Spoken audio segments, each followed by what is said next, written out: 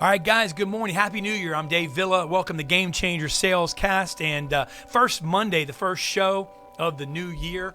And you know what, how appropriate. We're going to talk about cold calling today. I don't have a guest on today, so you're going to deal with me for the next half hour. Listen, I want to take your calls. I want to take your comments. We're going to talk about fishing the cold call. Fishing the cold call. I'm going to talk to you guys about cold calling. It's what we hate as salespeople. Matter of fact, I have had some individuals that I've challenged, and I want to put it out there. I've challenged them to come onto the show because these articles out there that cold calling is dead is for the birds. Let me tell you something. It's dead if you don't know how to do it.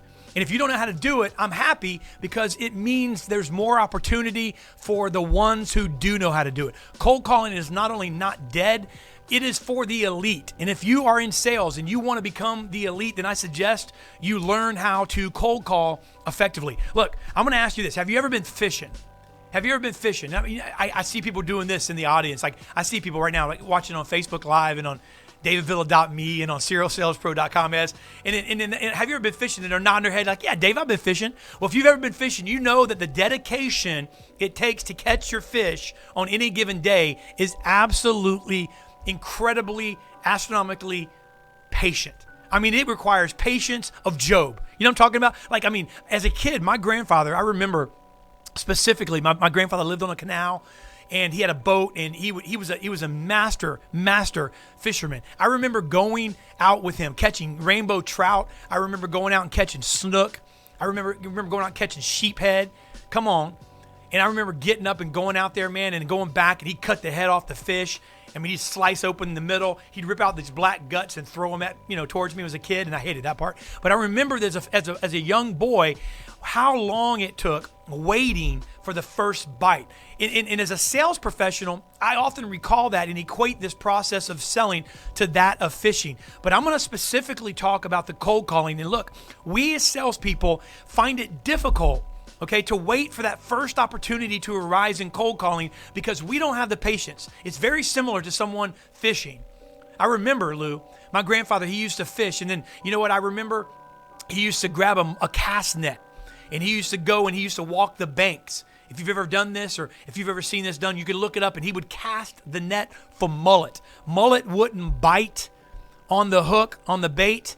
They were vegetarians, but what they would do is they would get caught in the net. He'd pull up 30 or 40 mullet off the banks of the canal that he lived on. And I always wondered as a kid, and I asked him at least 100 times, Pop, why can't I put my fishing pole there and catch that mullet? Son, they don't bite the hook. You got to cast the net properly. So, hey, many sales professionals become impatient. Would you agree? While waiting for success when fishing for new clients. The same dedication, guys, used in fishing, I think it must exist in cold calling in order to be a successful cold caller. And again, if you want to be successful, if you want to be a sales pro, a serial sales pro, then you must learn how to cold call. If you don't cold call, then you're dead in the water. I'm going to say it again. If you don't cold call, you're dead in the water. Salespeople find ourselves frustrated and disheartened. Have you ever been disheartened? Do you know what disheartened means? Think about that for a second. You have a heart of a champion. You have the heart to sell. I mean, you feel good, man. Your heart's in it, right? To be disheartened is when you no longer have the heart. Look, I often tell guys that you can't sell effectively with the head. You got to sell from the heart because you got to believe in it. If you're selling from the head, then you're not going to last very long in the professional arena of sales. So salespeople get frustrated and they often get disheartened by the mere thought. Listen, ask yourself, have I ever been frustrated? Have I ever been disheartened by the mere thought? Not just by the action, but by the mere thought of investing time in searching for the interested bite, the interested prospect. Prospecting like fishing requires that you and I find the fun. We gotta have fun doing this. Let me encourage you guys. If you're in the professional arena of sales, you are already good at it. You're already good. You already do a good job. You wouldn't be on the playing field if you weren't good at sales. You're already good at it. You have to have fun. Look, a ball player is already good, or they wouldn't have been drafted. They wouldn't have been traded for. They wouldn't have been hired. Right? They wouldn't have been acquired. So if you're in the arena of sales, you're already good. Have fun. And we got to prepare for success. Not only do we have to have fun, we have to make preparation, because I'm going to tell you, if you don't prepare, then your calls are going to come across like you didn't prepare. I believe cold calling, guys, is often difficult for several reasons. And one of those reasons, Lou, is we as salespeople fail to plan what we're going to say. And look, here's the deal. If you've heard the old saying, if you plan to fail, then you're failing, right? The plan. And the deal is this. You got to plan what you're going to say. You got to plan the call prior to making that call. And if you make the mistake, it's like a fisherman, man, attempting to head out to the bay to fish, and they forgot their gear, they forgot their rod and reel, they forgot their bait, they forgot the food, they forgot the water, they didn't bring enough gas to get the boat off the dock. That's what it's like. I've been there. How about you? All right. So Dave, how do we create the game plan that's going to help us succeed in cold calling? Great question. I'm glad you asked. Let's talk about it. The first thing we must do to quality cold call. How many want to do it right?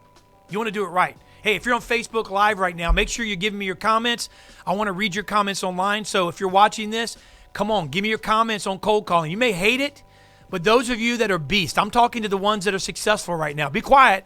If you're not successful, don't say anything. But if you're successful in sales and you know you've made your success a time or two by reaching out and cold calling, even when you didn't feel like it. I'm talking about logging online when you didn't have a customer base or you didn't have a lead. All right, your company didn't provide you the leads that you needed. But instead of sitting there and going, I don't have the leads and I don't have the opportunity, I want to create my own opportunity. Those of you that are successful, you and I both know that you've done that a time or two by cold calling. So if you want to be a quality cold caller, the first thing you and I have to do is rearrange our thinking. We've got to think differently. Our goal cannot be to make the sale through the cold call. Well, what do you mean, Dave? Come on, man. I'm doing this thing to sell. Yes, you are. You're a game changer because you can sell. You're a game changer because you can move the needle. I'm not saying don't close. I'm saying to rearrange your thinking. Your goal, my goal when making the cold call cannot be to make the sale.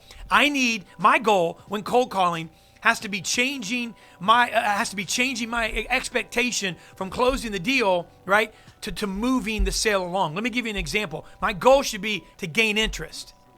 My goal needs to be to qualify potential clients. My goal needs to be to generate enough needs assessment that warrants an opportunity to move the relationship forward. Did you hear that? There's a need. That need is their need. And I have to discover that need. I have to identify that need and to move the situation forward. Three things must exist. Let's look at three things that must exist, right, for a cold call to be successful. Number one, I've got to plan my cold call sales goal. I have to have a goal. Look, if you don't know where you're going, any road is going to do. This is overlooked by most salespeople. But you need to ask yourself this question. What do I want to accomplish by the initial conversation? At the end of the initial conversation, what do I want to accomplish? We got to plan our cold calling goal. Do you have a goal for your cold calling? Listen, do you have a goal for today's cold calls? Do you know what you're going to do? If you don't, man, any road will do and you won't make it. When setting a goal, listen to this, the main item you want to remember is, listen to this, your goal needs to be action-oriented. If you set a goal and you can't put legs on that goal will stumble over and fall. That goal will not last. That goal will not be reached. It will not be obtained if you can't put legs on it. So I'm going to say when you're setting a goal, the main item you want to remember is your goal needs to be action-oriented. You want to know by the time you hang up the telephone. I said the telephone. You got to own the phone, man. Listen, too many salespeople. Listen, if you think that there's too many salespeople that have forgotten or don't know how to own the phone, give me your comments. If you want to call in today, we're going to go to a quick commercial break in here in just a second. And then as soon as we do that, we're going to come back. I'd like to hear from you on Facebook, hear from you on Twitter, #GameChanger. Let's have a Twitter chat. And also I'd like to hear from you if you'd like to call in. If you want to know, by the time you hang up the telephone, I said telephone, that you have accomplished something which moves the relationship forward, then you are planning your cold calling sales goal. Hey, we'll be back in about 60 seconds. Don't go anywhere. This is GameChanger SalesCast. I'm Dave Villa, and we're talking fishing the cold call. I have been using Serial Sales Pro for a little more than 2 years now. I highly recommend it to anybody who's either just getting in sales. I don't care if you've been in sales 5 years, 10 years, 20 years. Doesn't matter who you are, where you are. The shorter videos allows me to keep my concentration and also gives me more of a chance to actually apply that knowledge. I've learned how to close deals better and be more effective in my communication with these customers. You know, I think what Serial Sales Pro does for me, it just keeps me sharp, keeps my edge sharp. My income has literally tripled in the last 3 years. This year, I'm already slated to make about 50 grand more than I made last year. I've doubled my income from what I made last year. It's definitely increased my income, and a lot of that came from what I learned right from Serial Sales Pro. It's really turned my whole sales career around. It keeps me ready to get to the next level. So if you're not plugged in to it, get involved right away.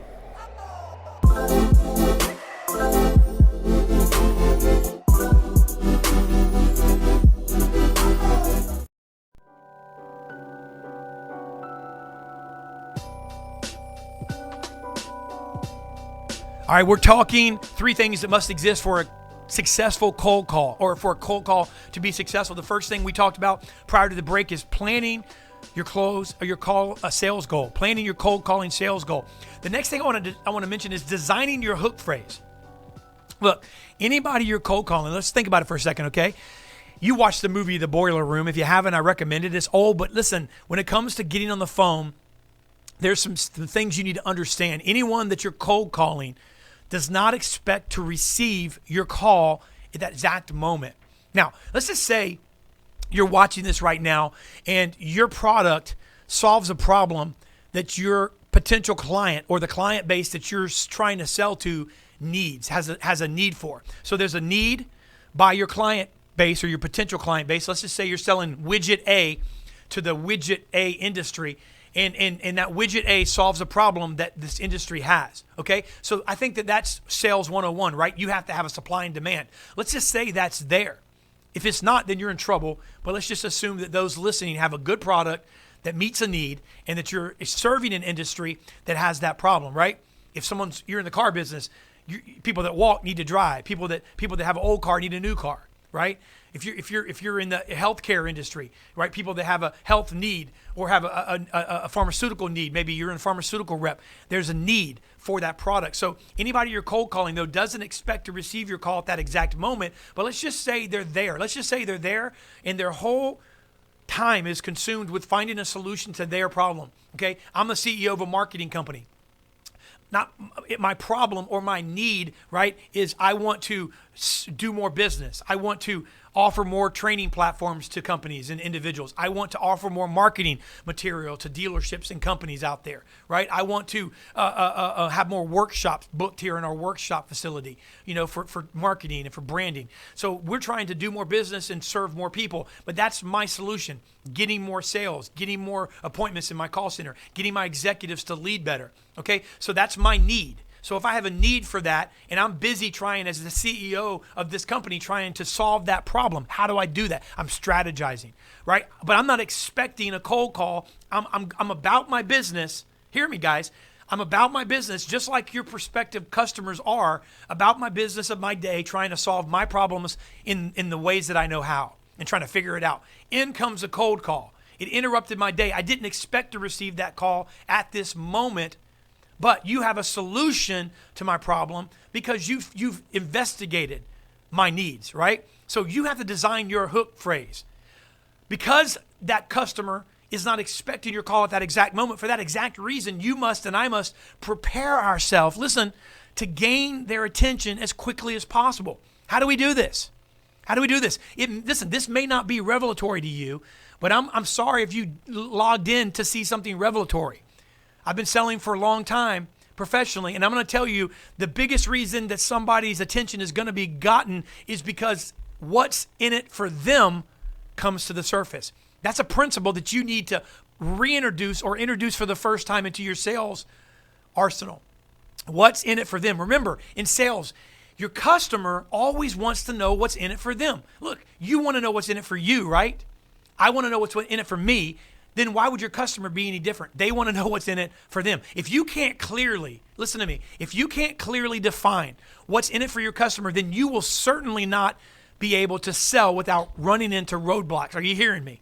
The important thing to focus on when you're designing your hook phrase, though, is realism. Look, if you're calling up and you're saying, hey, man, you know what? Our program, I want you to hear this for a second. If I'm calling a mid-sized company and I'm telling them some astronomical outcome of a large company, and that's how I'm trying to, quote, get their attention. But this small company, I'm telling them, hey, you can do, XYZ company did this. And that's what they do in a whole month. Then how unrealistic is that, right? So I'm not being real. So if I'm going to talk about what's in it for them, then I need to know who my audience is. I need to know what my audience looks like and who and what they identify as, okay? The important thing to focus on when you're designing your hook phrase is realism. In other words, you can't tell somebody and guarantee somebody something that's going to be, it's going to provide or produce a return on investment that is going to be outside of the realm of actuality. All right, you may wish to design several hook phrases. Matter of fact, I would say design several hook phrases. Look, if you don't like the phrase, hook phrase, then get over it, because the bottom line is I'm not talking about manipulation or lying. I'm talking about fishing. And look, if you're throwing out, a fish is just swimming. We're talking about cold calling. We're talking about fishing the cold call. If a fish is swimming, okay, in the canal, and they're just minding their own business, what is that fish doing? Unless they just ate, that fish is looking for food. So look, here's the deal. You got to know what fish you're fishing for. If you were out tarpon hunting, fishing last week, and you're using the same bait for a tarpon that you are for a trout, then you're not going to catch many trout. You got to know what a trout eats. You got to know what a trout likes, and you got to put that bait on there. You got to understand that industry that you're dealing with. Understand what your prospect eats and what they're looking for, because they're there not expecting your call, but what they are doing is trying to solve their problem. They're looking for food. So if you find that prospect and you drop that bait in front of them, you have to have several hook phrases and try to see which one has the most impact, and have some sort of perfunctory knowledge up front of who you're dealing with. It puts the onus on you and I, right, to know our stuff and to know our client base. Your hook phrase should be simple. It shouldn't be complicated. Look, you don't have permission yet. What could be more complicated is your presentation. What could be more complicated is your demo or your walk around or your full-on appointment where you're demoing your product. That is where you lull them to sleep. That's where you get them in, right? But the bottom line is, don't make your hook phrase and your opening complicated. It should be simple, and it has to have value proposition. What value proposition means is it's attractive. Not for you, it's attractive for your customer. You can't find out what's attractive to your customer until you know your customer. Let me ask you a question. Is your value proposition attractive? Is your hook phrase attractive? Or is it ugly?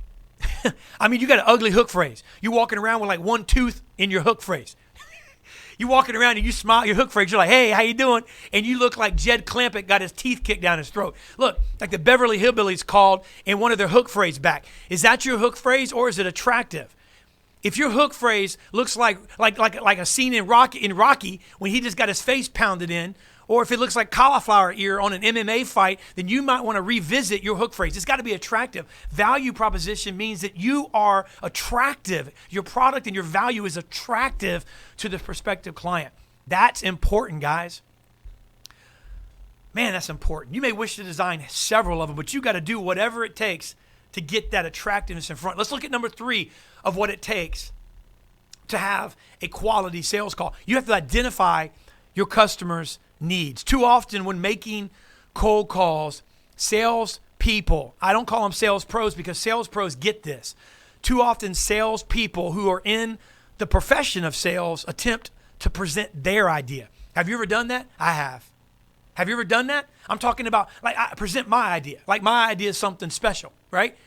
You got to state your initial hook, but your goal in the initial cold call is not to spend your time talking and telling the person why they should buy. You hear me? Save that for the presentation. I love it. Robert Crowley said, got to have more hooks than a tackle box. That's what I'm talking about, Robert. That's awesome. Got to have more hooks than a tackle box, baby. And I don't mean no amateur tackle box. I don't mean like, no. You know, Lou said before the show he's never fished. He said, I never went fishing, man. never fished. With loose tackle box, I don't want those hooks. I want the hooks. I want the hooks of the guy that's on ESPN that throws his line out there and catches a fish on the spot, baby. That's the tackle box I want. Robert Crowley said, got to have more hooks than a tackle box. Come on, Robert. But too often when we make sales calls, guys, as salespeople that are in the profession of sales, we present our idea. Listen, that's not our goal on the initial cold call. It's not our goal to spend your time talking and telling the customer why they should buy. We need to be qualifying, and we need to ask several needs-based questions. You hear me? Needs-based questions that are going to help identify. Look, when you think of identifying, what do you think of? What's the acronym? ID. When you think of ID, you think of getting pulled over by a cop. You think of the nightclub asking you to Ezra, being 20 years old, let me see your ID before you come in. Hey, I'm going to go and I'm going to buy some cigarettes, or I'm going to buy a cigar, or I'm going to buy some alcohol, or whatever you got to do, right? You think of that. So you get pulled over by this cop, and he goes, hey, sir, do you know why I pulled you over? No, sir. Well, let me see your ID. Let me see some identification. So we should be IDing, right? Identifying potential opportunities. Identifying means to pinpoint. We got to pick out. We got to pull them out, man. I got to spot them. It's not up for them. It's not up to them to give us their ID. It's up to us to identify, guys, the potential opportunities. If you find yourself presenting your idea to the prospect on a cold call, you are losing. Let me say it again. If you find yourself presenting your idea to the prospect on a cold call, you're losing. You're losing. You're behind. You're not doing as well as you might think you are. You can sound good, but you're losing. And you're losing what? You're losing opportunities. And guess what? Guess what the prospect's attention is? Somewhere else.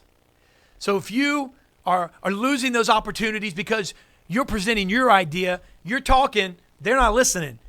Their attention is somewhere else. And you can't, listen, imagine that fish swimming and not paying attention to your bait. See, the fish is swimming. What are they looking for? They're looking for food. They're looking for the next hunt. And all of a sudden, you're throwing in that shrimp, right? And that shrimp's got his tail missing. Come on, you know what I'm talking about? Hey, Ezra, you've been fishing before. Hey, listen, you ever fish with a live bait? You're watching. You ever fish with a live shrimp? Down here in Florida, we get those big Gulf shrimp. I got my boat. In my boat, we have a live well in the back where you can dump shrimp, and it keeps them alive. And you pull those suckers out, and they're wiggling. They're big old fat shrimp, and you put them through the back of their head so you keep them alive, and they're wiggling, and it's on the top of their head there. You drop them in the water, and they're swimming around, and the fish see them because they're real. But then all of a sudden, sometimes you'll pull that shrimp back in because you got a bite that didn't set. You know what I'm talking about? And that sucker got his tail bit off. Now look, man, you know what I'm talking about? Stop throwing, because you are fusing to identify your customer's needs. Stop throwing that your bait out there with no tail. You throw that bait out there with no tail, and here's Martha and George, two trout swimming along, and George is like, Martha, there's that shrimp over there. Martha's like, George, don't you go over there and bite that shrimp with no tail. You know, last year it gave you heartburn when you bit that shrimp with no tail. I'm not going to hear you complaining all night because you bit that shrimp with no tail, and you're going to have heartburn, George.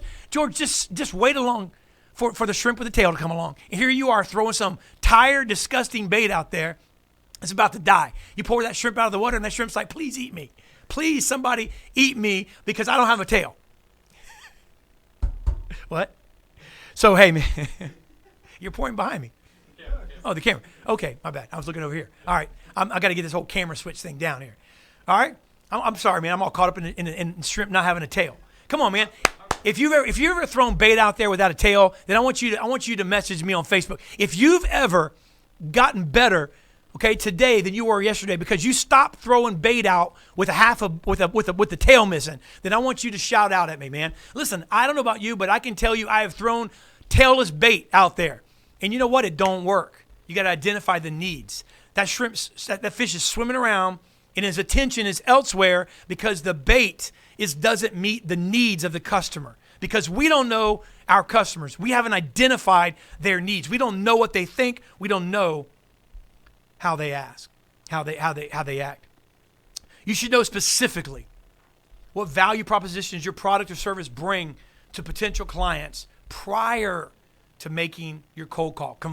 Convert your value proposition into questions that are going to identify the needs to match the value you offer. I'm going to say it again. Convert your value propositions. Convert the attractiveness of your product, the value proposition, how attractive your product is. Convert the value or the attractiveness of your product into questions that identify the needs that are going to match the value you offer.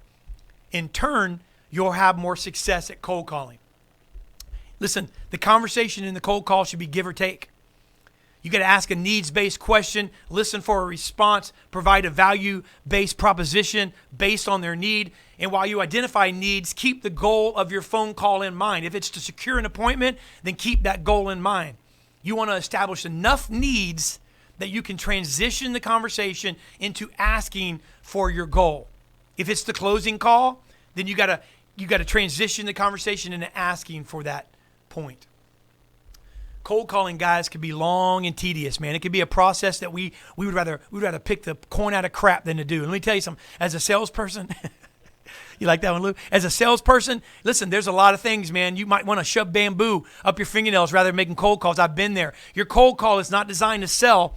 Your cold call is designed to qualify and identify needs. As a fisherman, as a fisherwoman, you may be surrounded, listen to me, by hundreds of fish. Hundreds.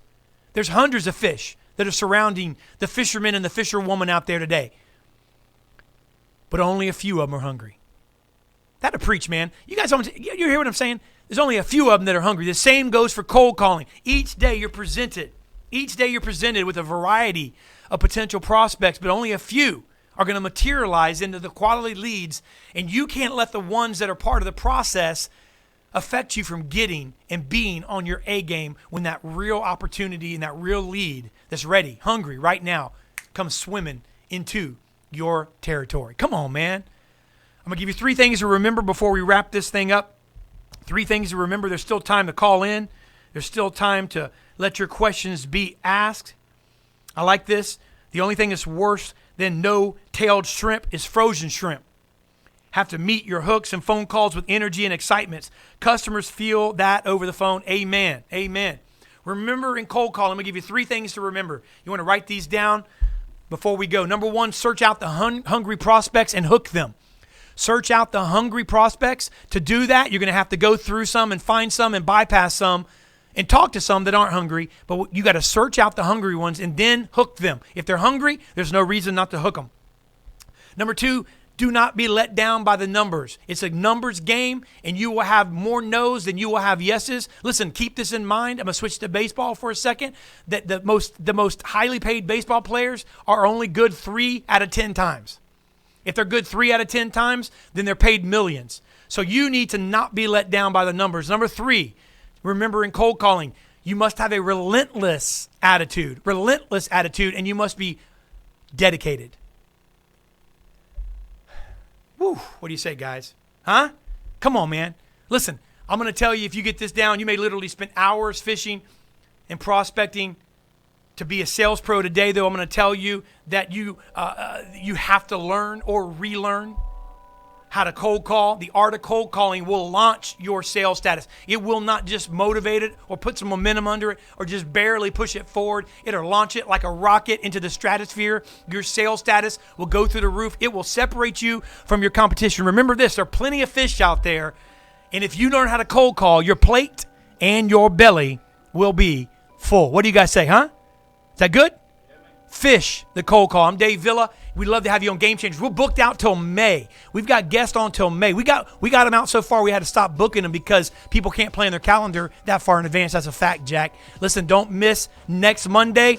And if you missed any of the past shows, you can go to serialsalespro.com or davidvilla.me, and you can get all the past 15 episodes of Game Changer on there. We've got some great shows coming up. If you need training, go to serialsalespro.com, or if you're on there, man, I'm telling you, you will not find better training. And it's not just because I'm on there. We got 6 trainers on there. These people care about the success and your future, and we'll help you. I promise you that, or I'll give you your money back. I'll see you next week.